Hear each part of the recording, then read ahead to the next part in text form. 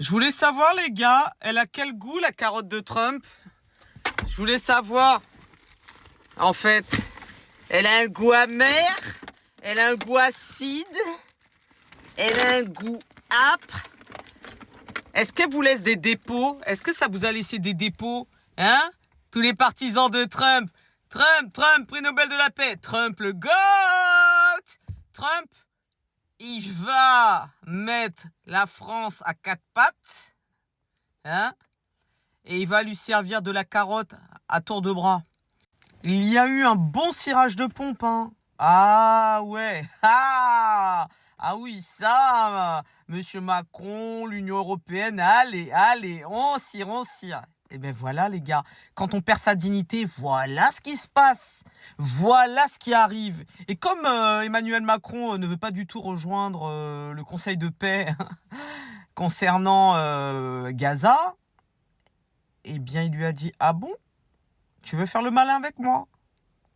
Eh bien, écoute, si tu ne rejoins pas le conseil de paix, mon conseil de paix, tu te prends 200%. Enfin, tu te prends. Je vais taxer tes vins, tes champagnes, tes spiritueux à 200%. Alors, du coup, la musique, la chanson n'est pas la même en fait. Peut-être que la chanson est peut-être la même, mais c'est la danse qui va changer. Et le rythme surtout. Ce fou là, ce malade, là il menace de taxer tout ce qui est vin, champagne, spiritueux à 200%. Il chie sur Emmanuel Macron.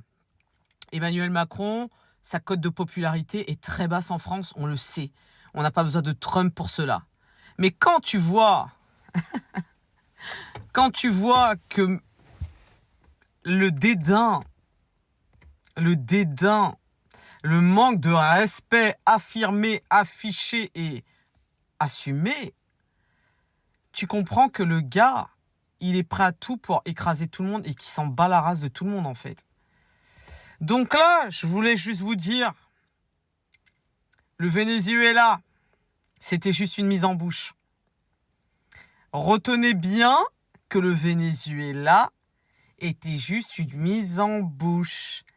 Il n'y a rien qui est fait par hasard. Alors nous, en toute sincérité, hein, dans notre pays, nos politiciens, ils ont un niveau qui est très faible.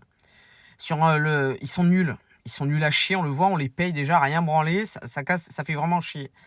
Mais eux là-bas, là, ils ont des stratégies. C'est pas Trump qui dirige les States, hein. J'espère que vous l'avez tous compris, que c'était pas Trump qui... Ce sont les puissants, des gens puissants, qui sont à la tête de très gros groupes, très grandes entreprises, de banques, qui gèrent la politique américaine. J'espère que vous avez compris en fait que la stratégie là de Trump, enfin toute sa stratégie, c'est pas Trump qui gère. J'espère que vous l'avez tous compris, les gars. Enfin, j'ai posé ça là. Hein. Mais voilà, tout ce, je voulais savoir quel goût ça avait en fait. Putain, hein. Pour ça on vous a dit, faut pas mettre n'importe quoi dans votre bouche.